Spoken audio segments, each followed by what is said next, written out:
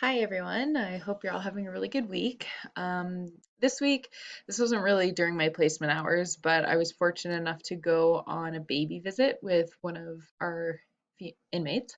Um, so it was pretty awesome. We took her to Children's Aid Society, and she was able to. The foster mom dropped her child off, and she was able to spend some time with him. She was able to feed him, change his diaper, and just kind of like get that cuddling time in with him. Um, it was cool too. A lady stopped by to discuss. I couldn't remember what her name was, but she basically makes sure that the foster parents are getting the baby to all of their appointments, and she reminds them of those appointments and things like that. Um, and she like does check-ins with the child at the foster home and things like that. So she introduced herself to the inmate that we took. So I thought that was kind of cool. It just kind of shows her that there's other people looking out for her child when she's in custody, and provides her with another support along with her child has another support in the community. So that's pretty awesome.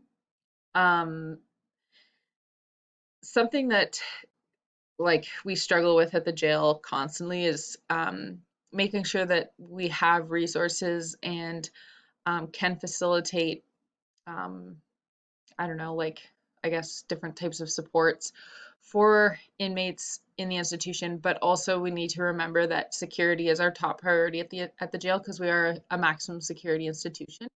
Um, so the one thing that I agree with the baby visits, and I think that they should be happening. I think the mother and the child's bond is really important, especially when they're 2 months old. Like she really needs to get that time with him to hopefully help for a healthy like support, or sorry, a healthy relationship with the son, like her son and her.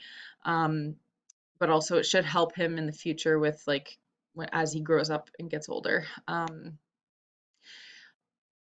So the one thing that I did struggle with is the baby visits are happening every single week at the same time every week, which can cause a lot of issues. Like that's like if the inmate knows that it's every time, like they could plan stuff or they could make like other people might show up. Like it just puts us in a really bad situation, especially because CAS isn't like a secure facility. It's not like we're taking her there and there's like locked doors and things like that. It can get kind of tricky. So um I don't know, like we're kind of trying to like find other options because we understand too that CAS has other clients and other people that they need to facilitate visits with too. So they can't just have us showing up whenever we want. Like I understand that they might only have Mondays open for us, but it really puts us in a bad situation. So we're struggling with that and trying to find different options. But again, it's like